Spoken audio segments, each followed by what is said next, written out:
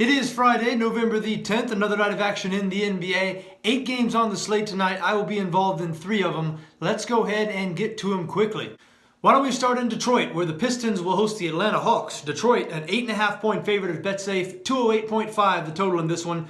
Now the Pistons red hot. They've been playing some great basketball. They've won 3 straight and 6 of their last 7, and all 6 of those wins have come by 8 points or more. So if you're concerned about the 8.5-point number here, you should be aware that the Pistons winning by 8 points a regular occurrence these days.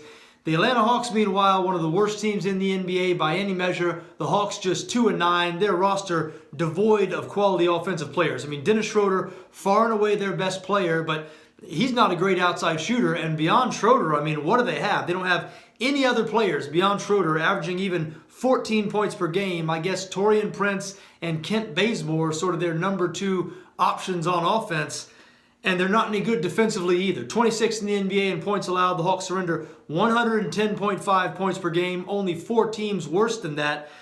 So look, not much of a bright spot with this Atlanta team. Detroit has been great this season. They've been one of the best teams in the league to back, 9-2 against the spread. I see no reason to get off the train tonight. I am on the Pistons here, minus 8.5 points.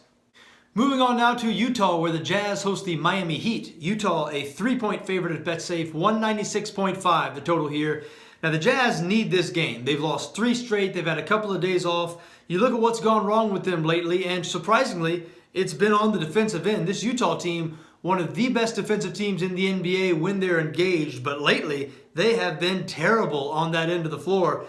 You look at their first 7 games of the season. Utah held 6 of their first 7 opponents to 100 points or fewer, but in their last 4 games, and again, they've lost 3 of those last 4 games, they're allowing 113.2 points per game. So they've got to get it straightened out, but an experienced roster full of great defensive players, you have confidence they will get it straightened out, and they've got an excellent opportunity to get it straightened out tonight against Miami because the Heat, not a great offensive team, 22nd in the NBA in points scored. They can go on long droughts at times. They are over-reliant on their guards, Goran Dragic and Dion Waiters, to provide offense. Just a couple of nights ago, the Heat scored just 80 points in a loss to the Golden State Warriors.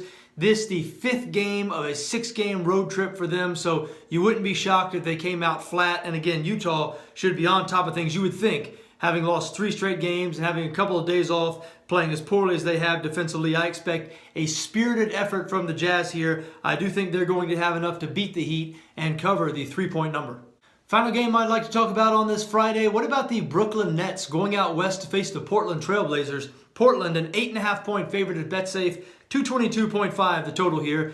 Now the Nets just 4-7 on the season. They're not a great team. They have some problems defensively, but they can score the basketball. They get up and down the floor and they put it in the basket. The Nets, 2nd in the NBA in points per game right now, averaging 111.9 points per game. Only the Golden State Warriors better in that category. And these Nets playing some pretty good ball right now. They won a couple of nights ago in Phoenix. They gave Denver all they could handle in their last game, ended up losing by 8 points as a 12.5-point underdog. And they're facing a Portland team tonight that has had some trouble lately. The Blazers just 2-3 in their last 5 games, and those 2 wins have come by 3 points over the LA Lakers and by 4 points over an Oklahoma City team that is struggling at the moment. So to me, it feels like 8.5 points might be too many in this situation. I'm not sure Brooklyn's going to be able to pull the upset, but I think they can keep this one close. I'm on the Nets here, plus 8.5. There you have it, folks. Those are my thoughts on this Friday, November the 10th. I wish you best of luck no matter what you decide to do tonight, just so long as your interests don't conflict with my interests. For Betsafe, I'm John Arnett.